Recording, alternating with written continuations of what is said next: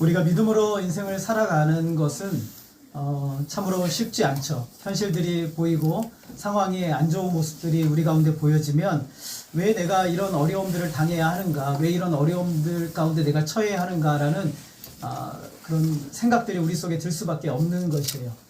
특히 믿음으로 살 때 더 그런 일들이 많이 일어나죠. 나는 열심히 믿음으로 살았고 또 그리고 하나님의 자녀답게 살려고 애쓰고 또 이러고 있는데 왜 내게 이런 고난과 어려움이 올까라고 생각이 될 때 당황하게 되고 답답한 마음이 들 수밖에 없습니다. 여러분, 바울이 드디어 어디에 왔습니까? 예루살렘에 오게 되었죠. 결박과 환란이 기다린다고 했는데 왜 바울이 예루살렘에 왔습니까? 왜 온 거죠? 하나님의 뜻이 있어서 성령께서 바울을 인도하셨잖아요. 그래서 사도 바울이 예루살렘에 왔습니다. 결박과 환란의 사건이 기다린다고 하시는 것은 분명한데 알지만 믿음으로 온 거죠. 두려움 가운데 있었던 제자들에게 예수님께서 이렇게 말씀하셨어요. 세상에서 너희가 환란을 당하나 담대하라, 내가 세상을 이기었노라. 여러분, 예수님께서 뭐라고 말씀하세요? 너희가 환란을 당한대요. 근데 어떻게 하라고요? 담대하라. 왜요? 내가 세상을 이기었다라고 말씀하셨기 때문에. 이 약속을 믿는 모든 사람들은요, 주님이 이끄시는 대로 갈 수가 있어요. 이제는 주님이 이겼구나, 이겼기 때문에 내가 이 길을 갈 수가 있는 거죠. 사도 바울도 그래, 예수님께서 세상을 이겼기 때문에 환난과 고난이 기다리지만 이게 실패의 사건이 아니라는 것을 알기 때문에 바울이 주님의 말씀을 따라 가게 된 것이죠. 그래서 이제 바울이 예루살렘에 오자 누가 반갑게 맞아주냐면 야고보를 비롯한 장로들이 사도 바울을 기쁨으로 맞아줬어요. 야고보는, 여기서 야고보는 누굽니까? 예수님의 동생이죠. 예수님의 동생이 야고보예요. 사도들이 다 없어졌어요. 사도들 어디 갔습니까? 사도들은 다 복음을 위해서 하나님의 인도하심을 따라서 곳곳에 다 흩어진 거예요.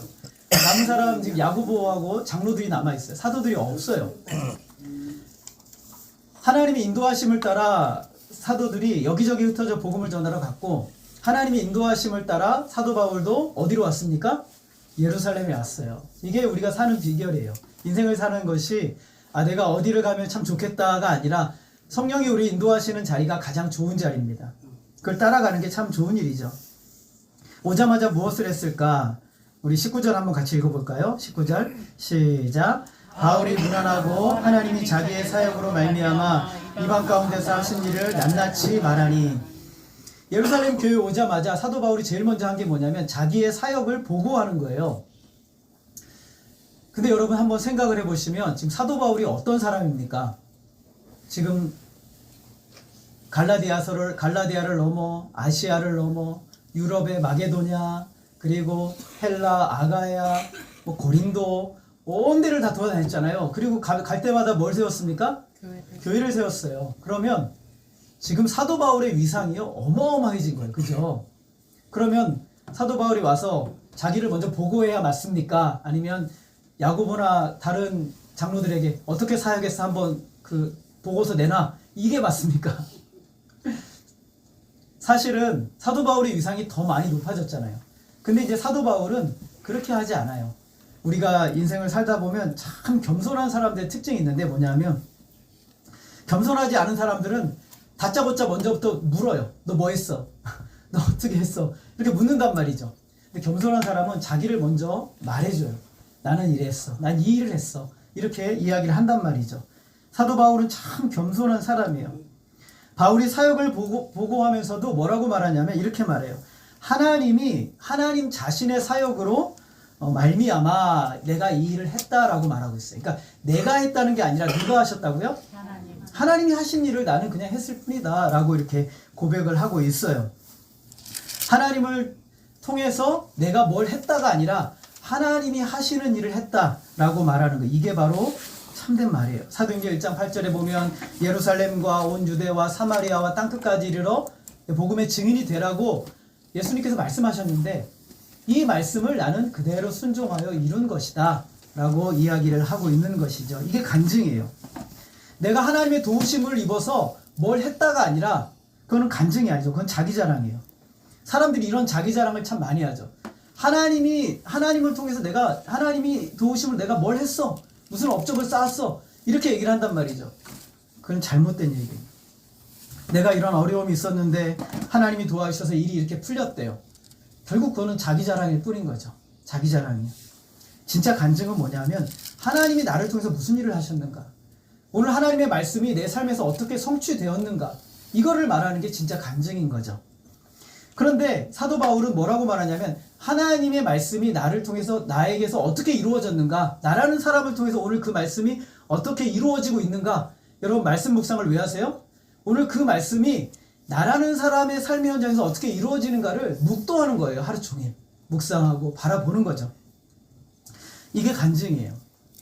이제 바울이 말을 통해서 아시아와 마게도냐와 그리고 헬라 온 지역에 이제 하나님의 복음이 말씀이 전해졌다는 소식을 들었어요. 그랬더니 성도들이 너무너무 기뻐하고 하나님께 감사를 했어요.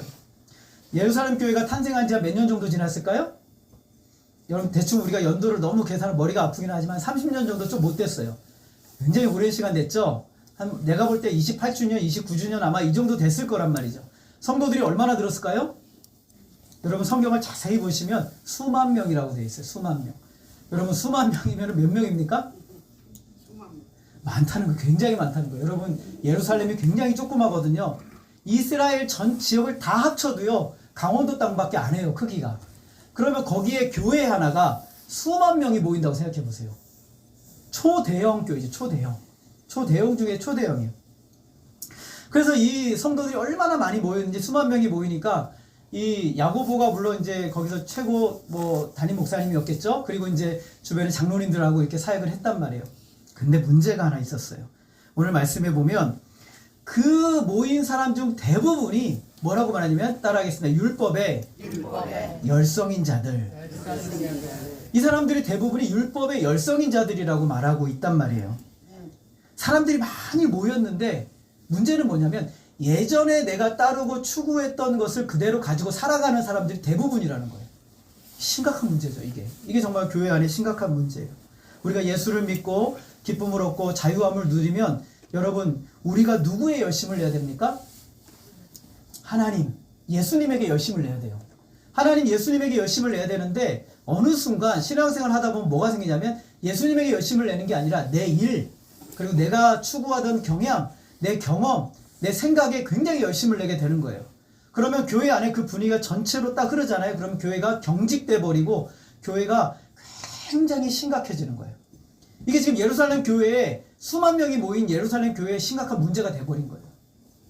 교회가 오래된 교회들을 여러분 많이 가보세요. 그러면 거기에 기득권을 잡고 계신 분들이 보면 예수님에게 열심인 분들이 별로 없어요.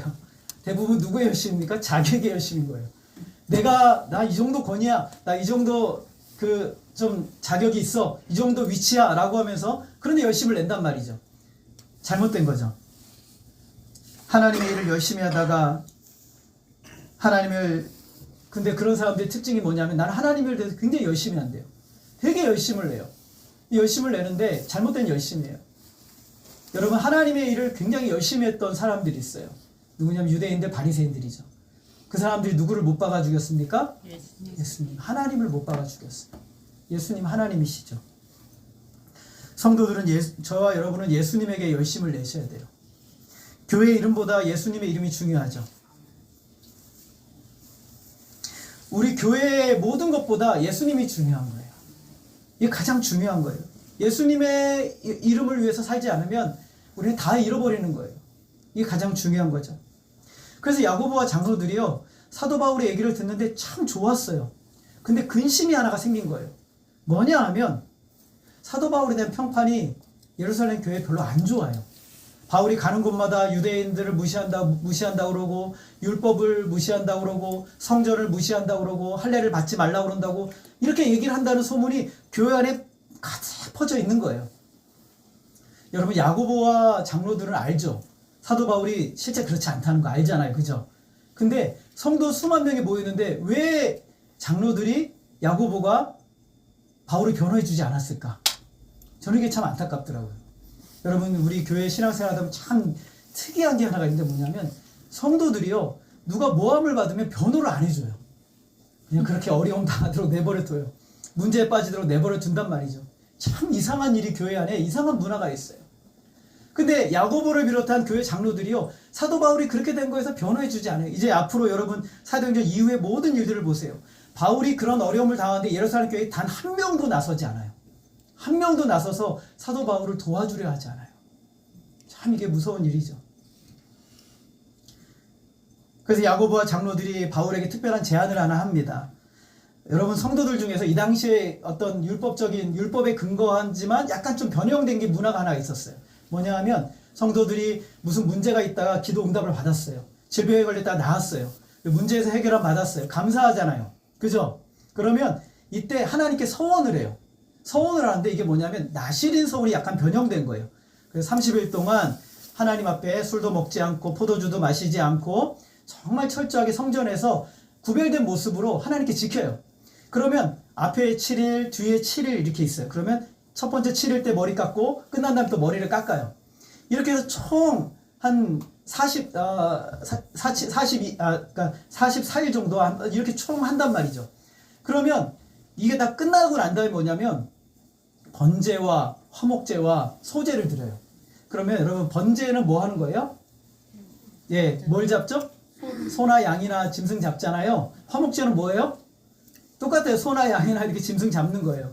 여러분, 요즘 소 한 마리가 얼마씩이에요?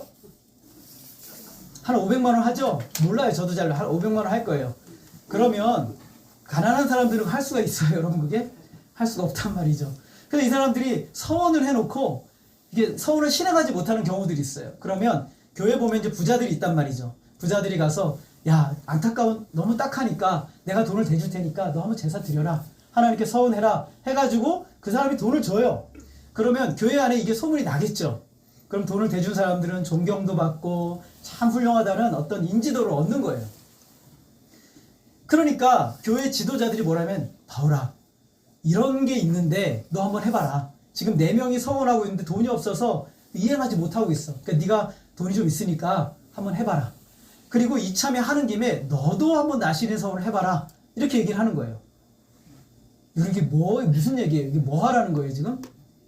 사도 바울한테? 무슨 얘기예요? 사도 바울이 참 받아들이기 힘든 일이에요, 이게. 왜냐하면 사도 바울이 가는 곳마다 뭐라고 말하냐면, 우리가 예수를 믿고 구원을 받기 위해서는 율법에 행할 필요가 없고 우리가 어떤 할례를 행할 필요도 없고 율법에 매일 필요도 없다라고 가는 곳마다 복음을 전했단 말이죠. 그렇게 전했어요. 그런데 지금 예루살렘 교회가 기근으로 어렵다고 하니까 가는 곳마다 사도 바울이 뭐 했어요? 구제 모금을 했단 말이죠. 그래서 많은 돈을 가지고 이렇게 오는데, 돈을 다 가지고 지금처럼 뭐 카드에다 넣어가지고 오는 게 아니기 때문에 돈을 다 가지고 온단 말이에요. 혼자 가지고 올 수 없으니까 뭐 에베소의 지도자들, 그 다음에 빌립보의 지도자들, 데살로니가의 지도자들, 뭐 고린도의 지도자들 다 왔어요. 전부 다 유대인이에요, 이방인이에요? 이방인이란 말이죠, 이방인. 그러면 이 사람들 앞에서 사도 바울이 머리를 깎고 30일 동안 성전에 들어가서 율법에 매인 것처럼 그렇게 있으면 사도 바울의 입장이 어떻게 됐어요? 참 곤란한 거란 말이죠. 여러분, 사도 바울이 어떻게 했을까요? 우리 26절 같이 한번 읽어보겠습니다. 시작. 바울이 이 사람들을 데리고 이튿날 그들과 함께 결례를 행하고 성전에 들어가서 각 사람을 위하여 제사 드릴 때까지 결례 기간이 만료된 것을 신고하니라. 사도 바울이 어떻게 했어요? 그대로 했어요. 아니, 왜 그대로 했을까? 사도 바울이 보통 타협하는 사람이 아니거든요. 여러분, 갈라디아서도 알잖아요. 보통 타협하는 사람이 아닌데 사도 바울이 이번에는 그래, 그대로 하겠다 하고 4명 데리고 가서 돈 자기가 다 대서 해주고 자기도 머리 깎고 30일 동안 성전에서 서원을 했단 말이죠. 왜 그랬을까? 우리 크게 2가지를 한번 생각해 볼 수가 있어요. 첫 번째는 뭐냐면 예루살렘 교회의 평화를 위해서 이렇게 한 거예요. 어디 교회의 평화를 위해서? 예루살렘 교회의 평화를 했어요. 바울이 예수님을 믿는 믿음으로 구원을 받는다는 이 진리를 포기한 건 아니에요. 그죠? 이 본질을 잃어버린 건 아니란 말이에요. 그러나 구원과 상관이 없는, 한 영혼 살리는 것과 상관없는 것에서는 양보를 한 거예요. 사도 바울이 양보를 한 거죠. 교회의 평화를 위해서 어떻게 하는 것이 좋은가, 어떻게 하는 것이 교회의 평화를 위한가, 자기 고집으로 예루살렘 교회의 장로들 나 그거 절대 못해 이렇게 사도 바울이 얼마든지 할 수 있지만, 사도 바울이 장로들과 그리고 성도들과의 수만 명의 성도들과의 이 관계를 생각해서 바울이 기꺼이 자기를 희생하게 되었다라는 거예요. 아무리 중요한 일이라고 하더라도, 아무리 내가 확실하다 하더라도 교회의 평화를 깨트리는 일을 위해서는 여러분 우리가 그거를 내 주장을 꼭 붙들어서는 안 되는 거예요. 고린도전서 12장부터 14장까지 하나님께서 사도 바울이 무슨 얘기하냐면 은사 얘기하죠. 여러분 아세요? 고린도서 12장부터 14장까지 은사와 직분에 대해서 얘기해요. 근데 사도 바울이 그 많은 은사와 직분 딱 얘기하면서 두 가지 단어로 딱 정리해버려요. 우리 한번 따라하겠습니다. 질서대로. 교회의 평화를 위해서. 은사를 사용하는 것도 질서대로 하고 교회의 평화를 위해서 하라는 거예요. 그리고 여러분 직분을 감당하는 것도 질서대로 하고 교회의 평화를 위해서 하라는 거예요. 왜냐하면 이 교회는 주님의 피값으로 사신 너무 소중한 교회예요. 교회에 해방하지 말라는 거예요. 교회의 평화가 깨어지는 것은 사도 바울이 원한 게 아니죠. 자기가 이방 장로님들에서 약간 오해를 받을지라도 교회의 평화를 위해서 한 것이죠. 이 원리를 우리가 모두 본받아야 돼요. 여러분 때로는 우리가 가장 중요한 것을 위해서 내 걸 포기할 수 있어요. 이 원리가 너무 중요해요. 교회의 평화를 위해서 내 것을 포기하고, 가정의 평화를 위해서 내 의지를 포기하고, 그리고 이 공동체의 유익을 위해서 내 것을 포기하는 사람들은 할 수 있는 유일한 사람들이 누구예요? 기독교인들인 거예요. 예수 안에 있는 사람들, 저와 여러분들이 할 수 있어요. 우리 주님이 이 땅에 오신 것은 자기의 하나 독생자를 포기하고 그를 내어주시면서 우리를 사랑하신 거예요. 영혼을 살리기 위해서. 여러분 하나님의 독생자를 죽이신다는 것이 있을 수 있는 일이에요? 있을 수 없는 일이잖아요. 근데 하나님은 우리를 살리시기 위해서 그 일을 기꺼이 행하신 거예요. 그러므로 오늘 우리도 마찬가지예요. 구원의 본질적인 진리를 우리가 포기하진 않지만, 그러나 그것이 아닌 이상 얼마든지 교회의 평화를 위해서 우리는 포기할 수 있어야 된다는 것이죠. 두 번째 이유가 있어요. 한 영혼의 구원을 위해서. 따라하겠습니다. 한 영혼의 구원을 위해서. 여러분 우리가 자주 읽었던 고린도전서 9장 19절 이하에 보면 사도 바울이 뭐라고 말하냐면, 내가 유대인들에게는 율법 아래에 있는 사람은 아니지만, 율법을 그들의 율법의 노예는 아니지만 그들을 위해서 율법을 지키는 이유가 있는데, 그것은 뭐냐면 한 영혼을 얻기 위함이라고 했어요. 한 영혼을 얻기 위함. 그리고 율법 없는 이방인들, 자기는 율법이 없는 사람은 아니지만 율법 없는 이방인들처럼 행하는 이유도 뭐라고 그랬어요? 한 영혼을 얻기 위함이다 그랬어요. 약한 자에게는 내가 약한 자가 되고, 때로는 문제가 있는 아픈 자에게 아픈 자가 된 이유가 뭐라고 했어요? 한 영혼을 얻기 위함이라고 했어요. 그래서 사도 바울이 이렇게 말해요. 따라하겠습니다. 아무쪼록 몇 사람이라도 구원하고자 함이니. 여기서 아무쪼록이라는 단어 우리가 좀 해석을 잘못했는데, 이것은 원래 원문에 보면 전적으로 라는 뜻이에요. 자기 생각은 무조건 영혼 구원이에요. 한 영혼을 살리는 것. 영혼을 살리는 것을 위해서 기꺼이 모든 것을 희생할 수 있었던 사람이 사도 바울이죠. 사도 바울의 목표가 그거 하나라는 거예요. 예루살렘에 나시린이 서운하고 마치 자기가 율법의 메인 사람처럼 행동하는 이유는, 예루살렘에 아직도 주님께로 돌아오지 못한 수많은 사람들에게 내가 복음으로 돌아올 수 있는 길을 열어주고 싶기 때문에 그렇게 얘기를 한 거예요. 그렇게 한 거죠. 한 영혼을 위한 뜨거운 마음의 행동이었던 거예요. 우리의 믿음을 포기하는 것이 아닌 이상 우리는 얼마든지 희생하고 죽어질 수 있는 거예요. 우리가 하나님의 진리를 거스려서 죄를 범하지 않는 이상 한 영혼을 구원을 위해서 할 수 있는 것은 다 해야 되는 거예요. 이 교회예요. 교회가 그 일을 해야 되는 거죠. 이것이 바로 바울의 정신이에요. 여러분 신앙생활하면서 우리가 제일 중요한 거, 무엇을 고집하고 무엇을 양보해야 할지 여러분 잘 분별해야 돼요. 교회를 평화를 위해서, 한 영혼의 구원을 위해서, 여러분의 가정의 평화를 위해서, 그 영혼의 구원을 위해서 여러분이 포기할 수 있다면 포기하세요. 그것이 바로 하나님이 기뻐하시는 일을 이루는 거예요. 그것을 통해서 한 영혼이 살아난다면 여러분 가장 하나님이 기뻐하시는 일을 여러분이 행하는 거예요. 그보다 더 소중한 일은 세상에 없어요. 한국교회에 심각한 고질병이 하나가 있는데 절대 안 고치려고 하는 게 있어요. 여러분 성경을 보면서 답답한 게 하나가 있는데 뭐냐면, 우리말 성경에 보면은 숫자가 뭘로 돼 있어요? 숫자가 뭘로 돼 있어요? 한글로 돼 있단 말이죠. 이거를 왜 못 고치는지 모르겠어요. 여러분 영어 성경을 봐도 숫자가 숫자로 돼 있어요. 근데 우리말 성경은 굳이 유도 한글로 다 돼 있어요. 이게 왜냐면 어르신들이 이거 바꾸면 지옥 가는 줄 알고. 그래서 그거 절대 못 고쳐. 이번에 개혁개정판 나오면서 제발 고쳐주세요 고쳐주세요 그러는데 안 고쳤어요. 지옥 가는 줄 알고 못 고쳤단 말이죠. 아직도 지명 이름 안 바꿔가지고 얼마나 웃긴지 뭐냐면, 파포스라는 그 지역을 갖다가 바보라고 해놨어요. 이거 볼 때마다 웃기잖아요. 어쩌면 그렇게 이거 지명 하나 바꾼다고 큰일 날 일도 아닌데 이거를 붙들고 있단 말이죠. 사람을 살리는 것과 관계없는 일에 목숨을 걸지 않아야 돼요. 사람을 살리는 것이 가장 중요한 거예요. 사람들이 사랑하는데 마음이 뒤틀려 있는 사람들이 있죠. 내가 저 사람 너무 사랑하니까 나만 볼 거야. 나만 데리고 있을 거야. 우리 집에다 꽁꽁 가둬놓고 나만 계속 좋아하고 보면 여러분 그게 사랑입니까? 사랑이 아니죠. 그거는 잘못된 거예요. 진짜 사랑은 뭐냐면 따라하겠습니다. 그 사람의 유익을 위한다. 그게 진짜 사랑이에요. 내가 저 사람 사랑을 못 받을지라도, 내가 저 사람이 나를 좋아해 주지 않는다 할지라도, 내 저 사람이 잘 되는 것을 위해서, 저 사람이 유익되는 길을 위해서 얼마든지 희생하고 헌신할 수 있는 게 진짜 사랑인 거예요. 근데 우리는 사랑이 많이 틀어져 있어요. 내가 저거 못 가지면, 내가 저거 가지지 못하면 안 돼. 뭐 이런 거기에 빠져 있는 거예요. 사랑은 나의 유익을 구하지 않는 거예요. 하나님은 자신의 유익을 구하지 않고 우리를 위해서 독생자를 내어주셨어요. 그래서 그 사람의 유익이 무엇인가를 생각하면서 행동하는 것이 진짜 사랑인 것이죠. 하나님은 우리를 사랑한다고 하시고 자기 마음대로 구속하지 않으셨어요. 아담과 하와를 만드시고 아담을 만드시고 하나님이 놀라운 자유의지를 주셨는데 마음대로 행하라. 심지어 어떤 자유까지 있었어요? 하나님을 반역할 자유까지도 주신 거예요. 이게 진짜 자유인 거예요. 가짜 자유는요, 내가 원하는 것만 하게 만드는 게 가짜 자유예요. 진짜 자유는 나를 벗어날 수도 있게 해주는 게 진짜 자유죠. 하나님은 자기 방법에 지금도 여러분을 가두지 않으세요. 선하심으로 어떤 상황에서 가장 좋은 길로 인도하세요. 제가 어떤 찬양을 듣다가 참 가슴이 뭉클했던 것이 있었는데, 그 찬양의 가사가 그래요. 기다리는데, 하나님이 우리를 탕자를 기다리는데, 하나님이 이거는 내가 기다려야지 라고 하는 게 아니라, 기다려야지 하고 의도한 것이 아니라 기다리는 것이 하나님에게 습관이 되어버렸대요. 그게 몸에 배어 있는 거예요. 하나님이 지금도 여러분을 기다리시죠. 그 상황에서 돌아와서 벗어버리고 하나님께 온전히 나아오기를 기다리고 계세요. 하나님은 평생이라는 말씀은 좀 그렇지만 영원토록 하나님은 우리를 기다리시는 거예요. 계속 기다리세요. 헤매이고 방황하는 우리들을 다시 오도록, 마치 부모가 떠난 자녀를 기다리는 것처럼 하나님은 여전히 기다리고 또 기다리시는 거예요.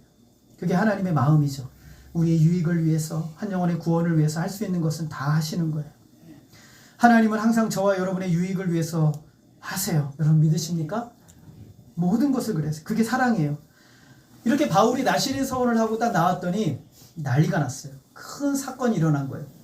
예루살렘 교회의 성도들은 마음이 많이 편안해졌어요. 사도 바울 때문에. 근데 문제가 있었어요. 27절에 보면 아시아로부터 온 어떤 유대인들이 난리를 친 거예요.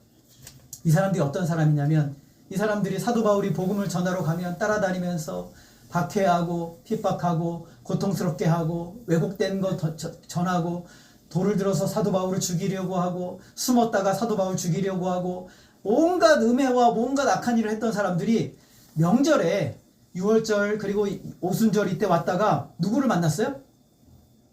바울을 본 거예요. 딱 바울, 너 잘 걸렸다. 사도 바울을 본 거예요. 사도 바울을 본 거예요. 그래서 이 사람들이요, 이때다 싶어가지고 사도 바울을 죽이기 위해서 모함을 하는데 두 가지로 사도 바울을 모함을 해요. 첫 번째는 바울이 율법과 성전을 비방했다고 말해요.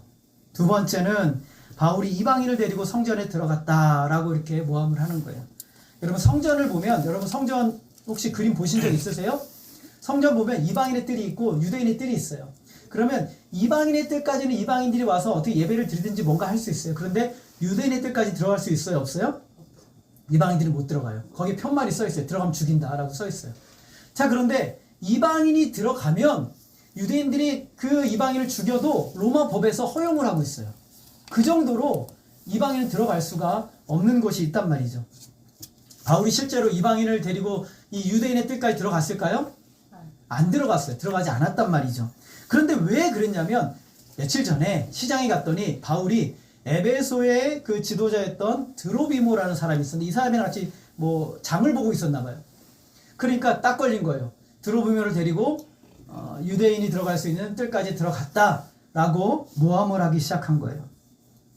30절 우리 같이 한번 읽겠습니다. 시작.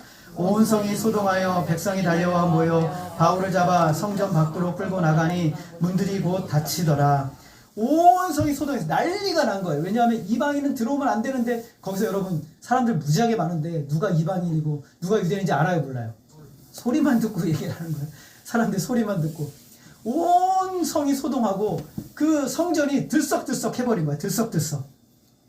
그래서 바울이 유대인을 비방하거나 율법을 무시한 적도 없고, 그리고 이방인을 데리고 유대인의 뜻까지 들어간 적도 없는데 이들을 모함을 한 거죠. 그럼 마귀가 하는 일이 바로 이거예요. 마귀가 사람들을 선동해요.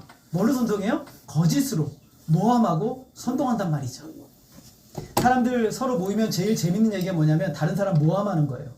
근데 얘기를 처음 듣다 보면 계속 얘기가 변해요. 그리고 자꾸 바뀌어요. 더 안 좋은 쪽으로 몰아가기 시작을 하는 거예요, 사람들이. 근데 마귀가 하는 일이 바로 그거예요. 얼마나 많은 사람들이 여러분 오해를 받습니까? 마귀는 근거 없는 오해와 모함으로 교회와 세상을 핍박하고 있어요. 성전 안에서 이런 일들이 일어나고 있어요. 교회 안에서 이런 일들이 일어나고 있어요. 저와 여러분들이 언제나 말씀 안에서 그 사람에 대해서 분별하고 하나님에 서야 돼요. 30절의 말씀에 보면 참 누가가 재밌는 표현을 쓰고 있어요. 뭐가 다쳤다고 나오고 있어요? 문들이 곧 닫히더라, 이런 표현을 쓰고 있어요. 근데 이런 표현들이 성경에 안 나와요. 여기 딱 한 번 나온단 말이죠. 여기 한 번 나와요. 예수님께서 예전에 한번 예언을 한번 하셨거든요. 이제 좀 있으면 이 성전이 돌 위에 돌 하나도 남지 않고 다 허물어지리라 그랬어요. 근데 그게 언제 이루어지냐면 AD 70년에 로마의 디도 장군이 내려와서 실제 예루살렘을 쑥대밭을 만들어버리고 성전의 돌 위에 돌 하나도 남지 않도록 다 무너뜨려요. 근데 이제 몇 년 남았어요? 10년도 안 남았어요. 10년 남았나 봐요. 10년이 남았는데 이제 사도 바울이 예루살렘에서 떠나기 직전에 마지막 말씀이 뭐냐면 예루살렘 성전의 문들이 닫히더라로 끝나요. 저는 이게 굉장히 의미심장한 얘기라고 생각이 들어요. 우리 주님께서는 이 성전을 뭐라고 말하냐면 만민이 기도하는 집이라고 말씀하셨고, 그리고 은혜 받을 수 있는 곳에 은혜를 받을 수 있는 유일한 곳이라고, 은혜를 받을 수 있는 곳이라고 말씀을 하셨는데, 그 성전 안에서 무슨 일이 일어나고 있어요? 한 사람을 모함해서 소동을 일으키고 있는 거예요. 하나님을 예배하고 은혜를 받아야 되는 자리가 소동의 장소가 된 거예요. 신앙생활 하다가 우리가 가장 경계해야 되는 것은 하나님보다 나를 더 중요하게 여기는 거예요. 우리가 하나님의 일을 하지만 하나님이 주시는 은혜와 사랑 안에 붙들려야 되는데, 그게 없이 내 의지가 강하고 나의 어떤 지식이 강하고 내 추구가 강해져 버리면 성전 안에서도 교회 안에서도 결국에는 군중을 만들어서 자기 사람을 만들게 되는 어리석은 일을 하게 되는 것이죠. 여러분, 우리가 하나님의 일을 하잖아요. 여러분, 하나님의 일을 하시죠. 하나님을 할 때 우리에게 제일 필요한 게 있어요. 뭐냐면 먼저 하나님의 사랑과 은혜를 받아야 돼요. 하나님의 은혜와 사랑을 공급받지 못하면 우리는 하나님의 일을 제대로 할 수가 없는 거예요. 사랑받지 못하고 사랑할 수 없어요. 사랑을 많이 받은 사람이 정말 사랑하는 거예요. 충분히 하나님의 사랑을 받고 충분히 하나님의 은혜를 누리다가 그것이 흘러넘쳐서 누군가에게 전해지는 이 사랑이야말로 진짜 사랑하게 되는 것이죠. 여러분, 가다가 목이 마르면 어떻게 됩니까? 목이 마르면 어떻게 되죠? 물을 마셔야 돼요. 여러분, 차 운전하다가 기름이 떨어지면 어떻게 됩니까? 기름을 넣어야 돼요. 여러분의 인생에 있어서 신앙에 기쁨이 없고 불평이 생기고 짜증이 나고 어려움이 오면 경고등이 켜진 거예요. 은혜가 없어요. 하나님의 은혜가 다 소진돼 버린 거예요. 하나님의 은혜가 없으니까 계속 부딪히는 소리가 난 거예요. 계속 어려움이 오는 거죠. 여러분의 인생에 문제가 온 거예요. 그럼 어떻게 해야 돼요? 기름부터 채워야 되죠. 말씀 앞으로 가야 되고 기도의 자리로 가야 되고 은혜 받는 자리로 가야 돼요.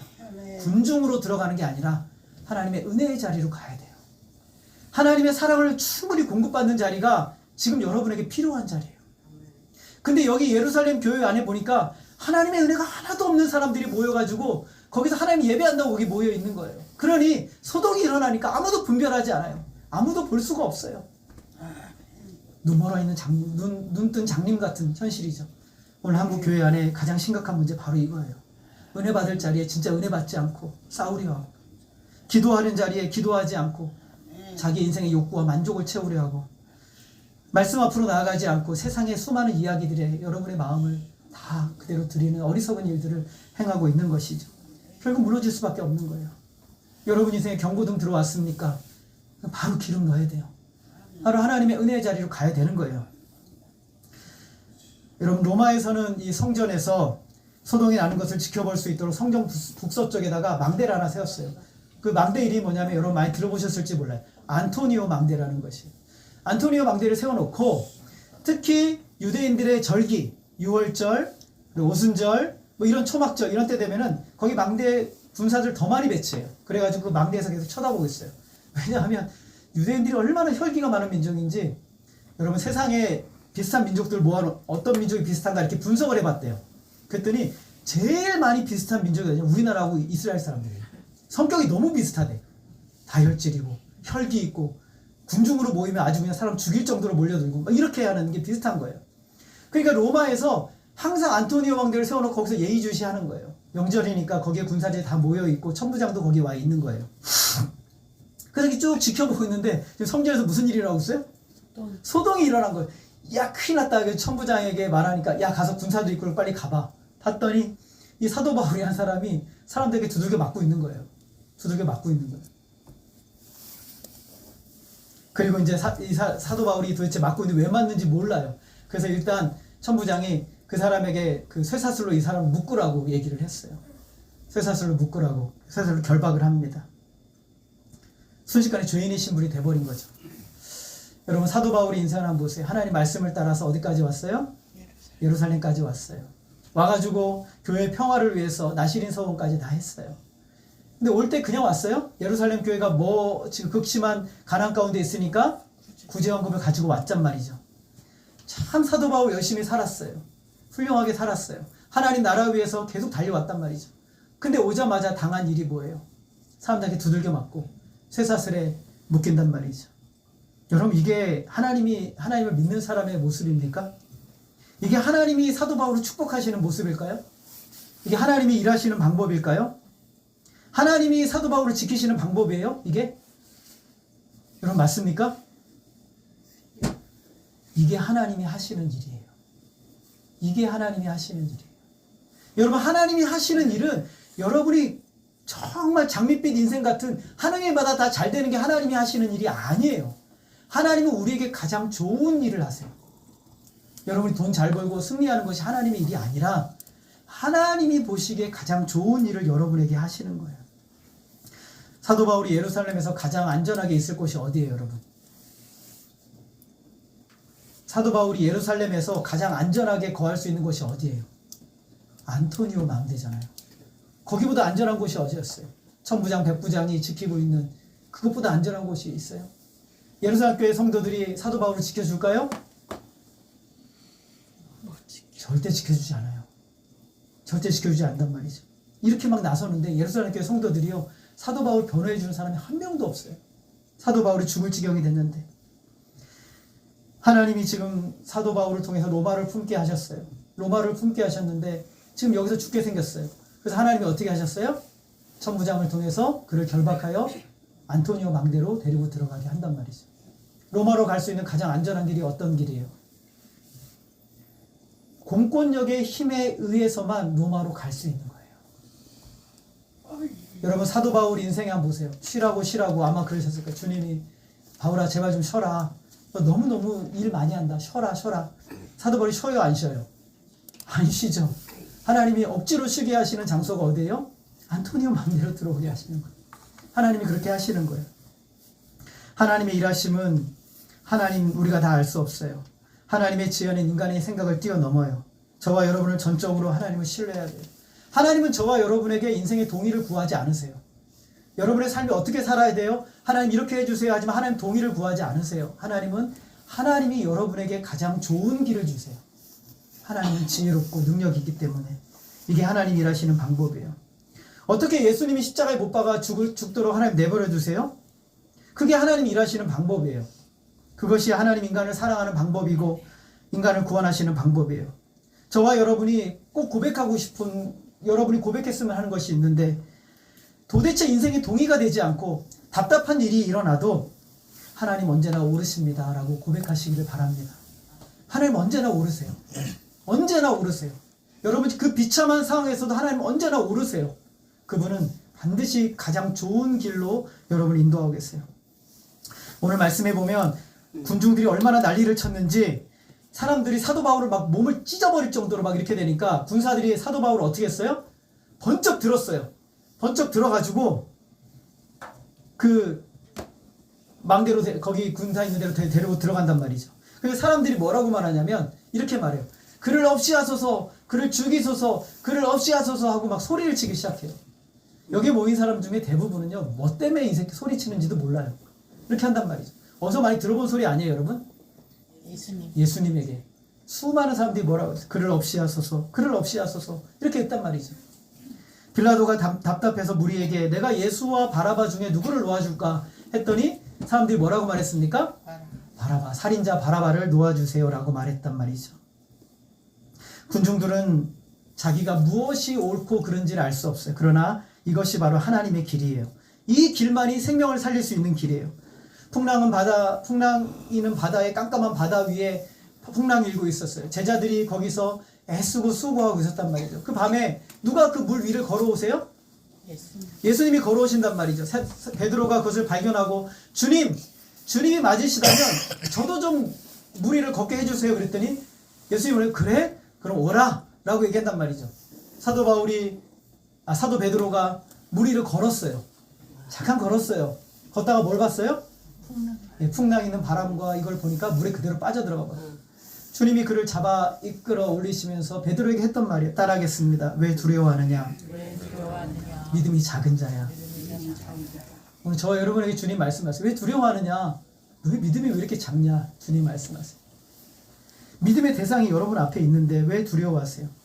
우리가 두려워할 수밖에 없는 이유 하나님 잘 아세요. 왜냐하면 두려움이 많은 세상을 우리가 살아가고 있기 때문에 그래요. 그래서 주님께서 우리에게 이렇게 말씀하세요. 두려워하지 말라. 믿음을 가지라. 이렇게 말씀하세요. 여러분 예수님만 믿고 바라보고 갈 때 온갖 세상의 소동이 일어나요. 여러분 인생에 소동이 많잖아요. 주님을 바라보고 갈 때, 그러나 주님만 바라보고 믿음으로 갈 때 진짜 기적을 경험하는 거예요. 물 위를 걷는 것은 믿음이에요. 그러나 이성적인 눈은 물에 빠져버려요. 배 밖으로 나갈 수 있는 것은 믿음이에요. 그러나 배 안에 머무르라고 하는 것은 이성이에요. 믿음은 저와 여러분에게 경험을 뛰어넘으라고 말합니다. 그러나 이성은 배 안에 있으라고 말하는 거예요. 여러분 어떤 길을 택하시겠습니까? 왜 믿음으로 가야 돼요? 여러분 우리가 왜 믿음으로 살아가야 돼요? 상식적인 길, 경험의 세계, 이성의 세계에 머물러 있지 않기를 왜 우리가 결정해야 됩니까? 따라하겠습니다. 우리에게 믿음으로 오라고 하시는 분이 하나님이시기 때문에. 저와 여러분에게 믿음으로 오라고 하시는 분이 누구예요? 하나님이에요. 제가 여러분에게 믿음으로 오라고 하는 게 아니라 하나님이 나를 믿는 믿음으로 오라라고 말씀하시는 분이 하나님이기 때문에 그래요. 그래서 두려워하지 말라는 거예요. 오늘도 하나님이 여러분에게 믿음으로 오라고 말씀하시는 거예요. 사도 바울은 믿음으로 왔어요. 믿음으로 왔더니 진짜 그 환난과 어려움을 당했어요. 사도 바울은 그래도 믿음으로 바라보고 가요. 내가 세상을 이겼지 않느냐? 내가 세상을 이겼다라고 주님 말씀하신 그 믿음으로 사도 바울은 계속 가는 거예요. 여러분 사도 바울이 쇠사슬에 묶였을 때 무슨 생각을 했을까요? 그 하나님의 예언이 그대로 이루어졌구나. 사람들이 나를 죽이려고 할 때 이제 하나님이 어떻게 일을 하실까 믿음으로 바라봐야지 하지 않았겠어요? 여러분이 믿는 분이 하나님이심을 믿으시기를 바랍니다. 모든 상황에서 참으로 하나님을 믿고 나아갈 때 우리가 경험하지 못한 기적을 경험하는 거예요. 진짜 믿음으로 살아가는 자에게 기적은 매일매일 열리는 거예요. 하나님의 역사는 열리는 거예요. 하나님만이 하실 수 있는 일이십니다. 거기서부터 진짜 기적이 일어나는 거예요. 여러분 오늘도 우리에게 가라고 하시는 분이 하나님이시고 오라고 하시는 분이 하나님이세요. 그 하나님의 음성을 따라가는 것이 가장 안전하고 복된 길이에요. 여러분의 인생에 있어서 하나님이 어디까지 여러분을 이끌고 계십니까? 끝까지 바닥까지 갔어요? 고통의 순간까지 갔어요? 하나님이 바닥까지 가게 하셨으면 그 바닥에서 일으켜 올리실 분은 하나님이세요. 역사를 이루실 분은 하나님이신 거예요.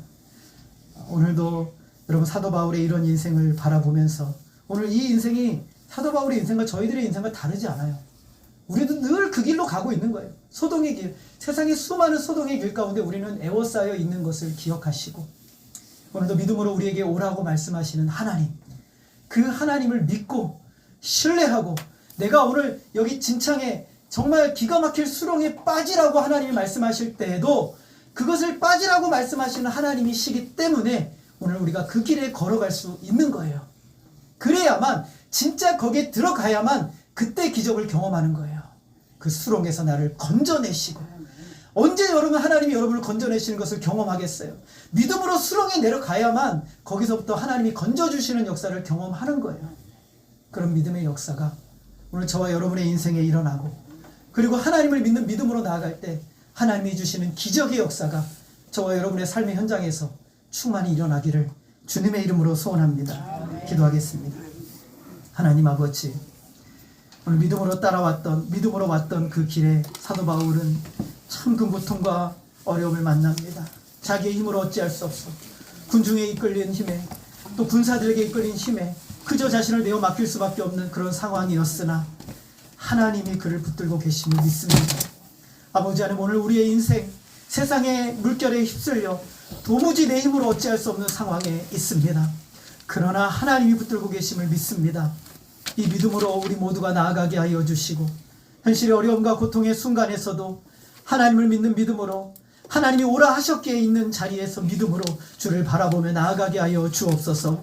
모든 성도들의 삶의 현장 가운데 하나님의 거룩하신 능력의 역사를 만나고 경험하게 하시고, 오늘도 우리를 부르신 하나님께서 부름의 자리에서 하나님의 역사를 위해 드려질 수 있는 은혜의 역사의 현장이 되게 하여 주옵소서. 모든 것을 하나님께 맡기오며 예수님의 이름으로 기도하였습니다. 아멘. 우리 찬송가 543장입니다.